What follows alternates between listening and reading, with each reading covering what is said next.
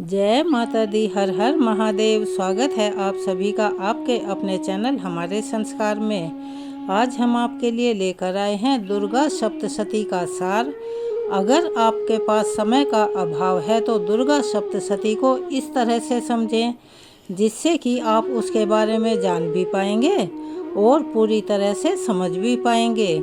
लेकिन आगे बढ़ने से पहले आप सभी से निवेदन है कि अगर आप चैनल पर नए हैं तो प्लीज़ चैनल को सब्सक्राइब करें, वीडियो को लाइक करें, ज़्यादा से ज़्यादा शेयर करें, बेल आइकन को भी अवश्य ही दबाएं। कमेंट्स बॉक्स में जय माता दी हर हर महादेव अवश्य ही लिखें, क्योंकि शिव और शक्ति एक दूसरे के पूरक हैं। एक के बिना दूसरे का कोई अर्थ ही नहीं है। चाहे आप किसी भी रूप में देख लीजिए, उनमें शिव और शक्ति का ही आपको रूप देखने को मिलेगा। नवरात्रि का पावन अवसर चल रहा है। इसे महापर्व के रूप में देश के हर कोने में मनाया जाता है। और जैसा कि आप सभी जानते हैं, आज दूसरा नवरात्र है और हम आपके लिए एक ऐसी पेशकश ये लेकर आए हैं, ऐसा प्रसंग लेकर आए हैं कि जिसे आप अगर ध्यान से सुनेंगे तो आपको वृहद सप्तशती की तरह इसमें उसका सारे के सारा पुण्य और सारी जानकारी आपको इसमें मिल जाएगी। अगर आपके पास समय का अभाव नहीं है तो आप इसके वृहद रूप को पढ़ सकते हैं।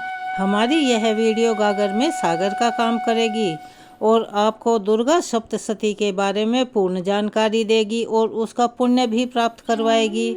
तो चलिए शुरू करते हैं। एक बार मेरे साथ प्यार से बोलिए, जयकारा शेरा वालिदा बोल सांचे दरबार की जय।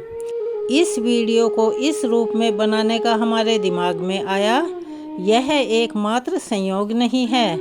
अब देखते हैं कि किस किस भक्त को इसका लाभ प्राप्त होता है। और आपसे अनुरोध है कि जो भी इसे सुने अपना नाम और आप कहाँ से हैं कमेंट्स बॉक्स में अवश्य ही लिखें और साथ ही साथ जय माता दी हर हर महादेव भी लिखना ना भूलें। यह वीडियो आप लोगों के लिए बनाई है। यह माता रानी की कृपा का संकेत है और ये साबित करती है कि माता रानी की कृपा के आप अधिकारी बन चुके हैं और आप पर माता रानी का चमत्कार होने वाला है।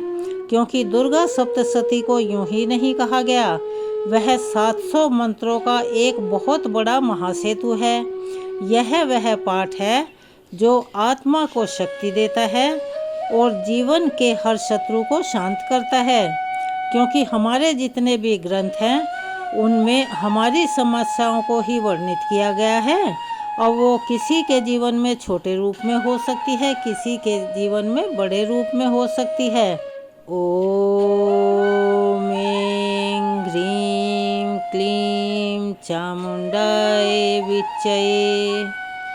इस मंत्र को सुनकर आपने शांति का अनुभव किया होगा। अब अपनी आंखें बंद कीजिए और जो हम आपको सुनाना चाहते हैं सुनिए। दुर्गा सप्तशती के वे 13 अध्याय जिनमें पढ़ने से सुनने से महसूस होता है कि देवी स्वयं प्रकट होती हैं। अध्याय 1, मधु कैटभ का वध। जब सृष्टि आरंभ हुई थी और शुरुआत में ही थी, सब कुछ एकदम मौन था। कहीं कोई आवाज़, कोई संगीत, किसी तरह का कोई शोर नहीं था। तब अधर्म का पहला बीज जन्मा था मधु और कैटभ के रूप में। उन्होंने ब्रह्मा जी को घेर लिया था और तब पहली बार शक्ति ने अपनी आंखें खोली थी।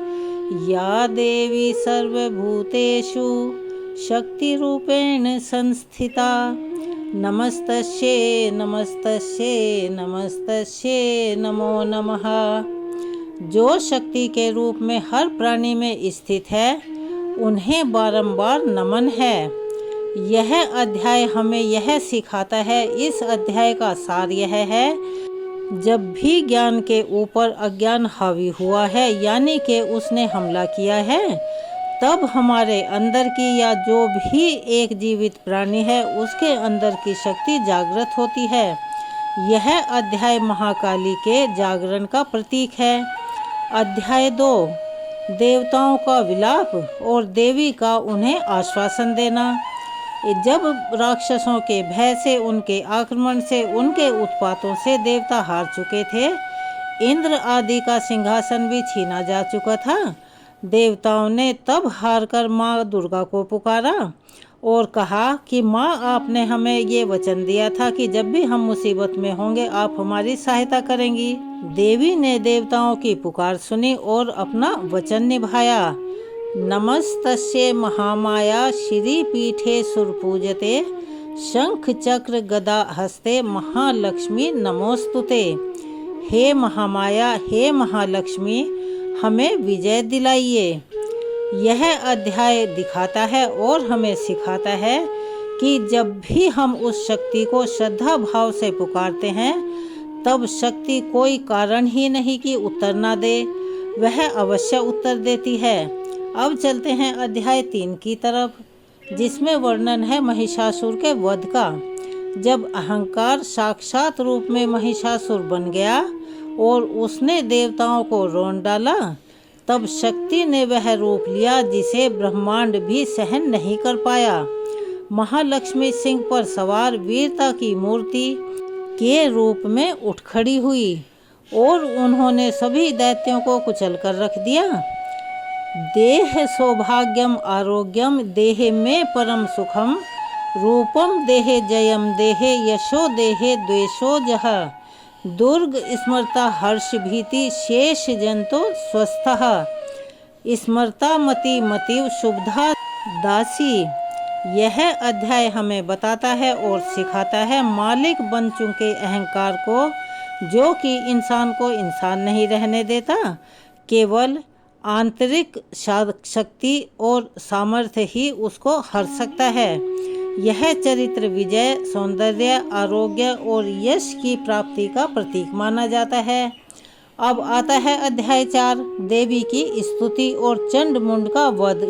शुंभ और निशुंभ के सेनापति चंड और मुंड ने जब चारों दिशाओं से देवी को घेर लिया, तब देवी ने अपने भीतर से एक और देवी को प्रकट किया, भयानक विकराल, और उनका नाम था काली। ततो भिरुनः काल्यांसः ज्वलतः भानु समाना प्रादुरासीन महाशक्ति कौशिक निगदते।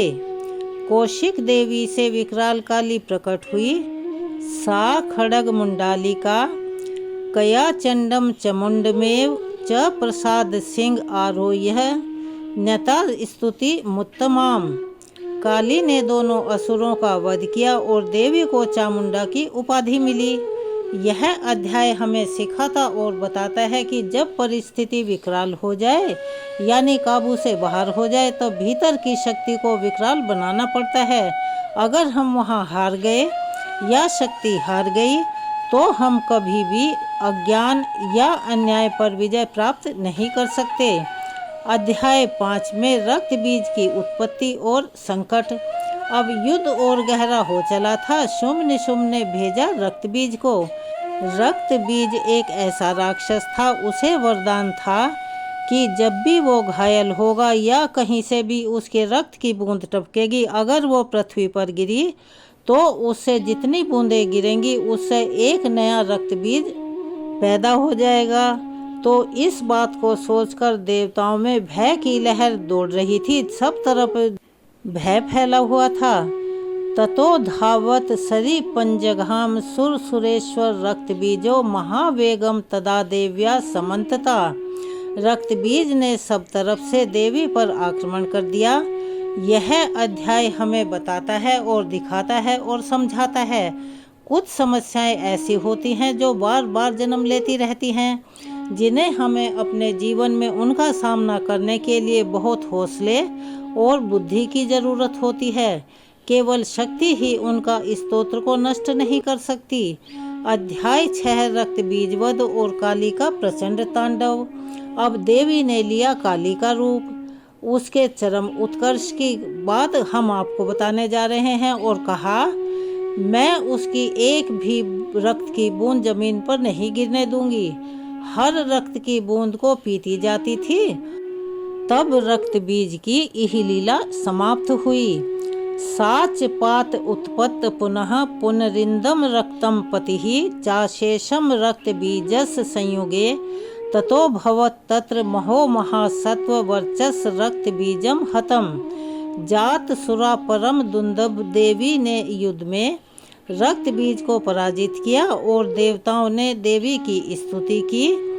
यह अध्याय हमें यह सिखाता है, अर्थात इस अध्याय का सार यह है कि जहाँ तर्क और हर उपाय हार जाता है, वहाँ देवी की तांत्रिक शक्ति विजय दिलवाती है।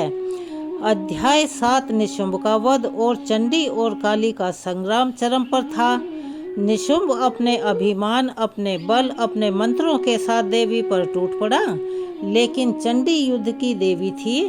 उनके प्रत्येक वार में सृष्टि की रक्षा करने की इच्छा थी। सा खड़ग चाप में वो भव शखलम तोमरम तथा शूलम च शत्र च जगह सुर पुंगवतः क्रुद्धा चंडिकातम शूल मुत अक्षिप सतवरम पातिया मास निशुंभ भूमो भिन्न त्रिविक्रम। निशुंभ के अंत के साथ देवी ने स्वयं घोषणा की, जहाँ तक अधर्म होगा वहीं तक मेरा यह रूप जाएगा। 8वें अध्याय में शुंभ का गर्व और देवी का विराट रूप। अब रहा था केवल एक शुभ। उसने कहा, तू अकेली नहीं है, तेरे पीछे अनगिनत देवियां हैं। तब देवी ने यह बात सुनी और मुस्कुराई, और वह हुआ जो आज भी योगियों को चौंका देता है, जो अविश्वसनीय है। देवियां उनके शरीर में समा गई और देवी बोली, मैं एक ही हूँ। एक हन जगतः मूलम भक्ता नाम भयप्रदा ही सृष्टि का मूल हूँ। यह सब मेरे ही अंश हैं। यह अध्याय हमें दिखाता है, सिखाता है और बताता है, विभिन्न रूपों में प्रकट होती देवी वास्तव में एक ही मूल शक्ति है। जैसा कि हमने पहले ही आपको बताया, शिव और शक्ति एक ही हैं। यह एक गूढ़ तांत्रिक रहस्य भी है। अध्याय 9 देवी का महागौरव और शुभ वध। शुंभ ने आखिरी बार युद्ध किया, धर्म और अधर्म का अंतिम संघर्ष, लेकिन देवी की मुस्कुराहट में ही अंत था। उन्होंने उसका अंत किया और समस्त सृष्टि ने पहली बार चैन की सांस ली और देवता भी निश्चिंत और प्रसन्न हो गए। ततो हृष्णा देवमालोक्य तन शुभम निहितान मुक्तवा पुष्पवर्ष देववाचम व परम रूपम साक्षात परम द्वतम अहवात्र सृष्टयाद स्थिति संगम तदा देवी का यह घोष, में ही मैं सृष्टि हूँ, मैं ही संहार हूँ, श्रद्धालु को भीतर से झकझोर देता है। अतः अध्याय 10 देवताओं द्वारा देवी की स्तुति को दर्शाता है। अब युद्ध समाप्त हो चुका था। शुंभ निशुंभ जैसे अहंकार का प्रतीक भी शांत हो चुके थे। अब सभी देवता सिर झुकाकर देवी के समक्ष प्रार्थना कर रहे थे। यह प्रार्थना कोई साधारण नहीं थी, यह थी नारायणी स्तुति, जहाँ हर श्लोक में देवी का एक एक रूप प्रकट होता है। शरणागत दीनार्थ परित्राण परायण सर्वसारथी हरे देवी नारायणी नमोस्तुते सर्वस्वरूपे सर्वेश सर्वशक्ति समन्विते भय भस्त्रहीनो देवी दुर्गे देवी नमोस्तुते। जयंती मंगला काली भद्रकाली कपालिनी दुर्गा क्षमा शिवा धात्री स्वाहा स्वधा नमोस्तुते। यह अध्याय हमें देवी की पूर्णता का अनुभव करवाता है। वह रक्षक है, संहारक है और निर्विकार भी है। अध्याय 11 देवी का उत्तर और वरदान। देवताओं की प्रार्थना से प्रसन्न होकर देवी ने उन्हें वचन दिया कि जब जब तुम्हें संकट का सामना करना पड़ेगा, तुम मुझे पुकार भर लेना, मैं शरीर आऊंगी। यदा यदा ही देवेषु विकारो भूधनोपमे तदा तदा माया युक्त विकारस्तम निवारते महात्म श्रवणम पठनम च विशेषतः सूचना यह करो सवेद भयम। तथा यह अध्याय बतलाता है कि सप्तशती का पठन या श्रवण करने वाला भय से परे विजय और धर्म युक्त जीवन जीता है, अर्थात उसे अपने जीवन में किसी भी स्थिति से, किसी भी परिस्थिति से डर नहीं लगता और हमेशा उसकी विजय ही होती है और वह धर्म के अनुकूल चलता है। अध्याय 12 फलश्रुति। अब देवी स्वयं बताती हैं कि इस ग्रंथ को सुनने मात्र से ही क्या क्या फलों की प्राप्ति होती है। पठनम श्रवणम च नित्यम यह कुरुते नर सर्वदुख विनर्मुक्त सुखम लोके च गच्छति शत्रु बाधा निवारणम पुत्र प्राप्ति भविष्यति राज्य लभतः शीघ्रम च सर्माणयात। इस अध्याय के पाठ से शत्रुनाश, संतान की प्राप्ति, यश, वैभव, राज्य, सुख और पुनर्जन्म में सद्गति मिलती है। रोगान शेषान पहन तष्टा रुष्टत काम सकला तमाश सताना न विपम तमाशता हर्षता प्रयंती। यह श्लोक साक्षात चमत्कारी है। यह हमें बताता है कि जो भी उस शक्ति यानी देवी की शरण में चला गया वह व्यक्ति कभी धर्म में, अपने कर्म में पतित नहीं हो सकता, अर्थात उस व्यक्ति का, उस प्राणी का, उन भक्तों का कभी पतन नहीं हो सकता। अब आते हैं अध्याय 13 पर, सप्तशती का समापन और भविष्यवाणियाँ। इस अंतिम अध्याय में ऋषि मेधा द्वारा राजा सूरत और व्यापारी समाधि को इस दिव्य उपासना की पूर्ण विधि बताई जाती है और भविष्य में उन्हें फिर से देवी कृपा से राज्य और मुक्ति दोनों मिलने की भविष्यवाणी होती है। मम महात्म तच्छ यह पठेत सच भक्तिमान सब वेद श्यामित तन नित्यम परिपालियत सप्तशती माम नित्यम त्रिसंध्यम यह पठे नर धनम ध्य सुखम पुत्रान सौभाग्यम लभते ध्रुवम।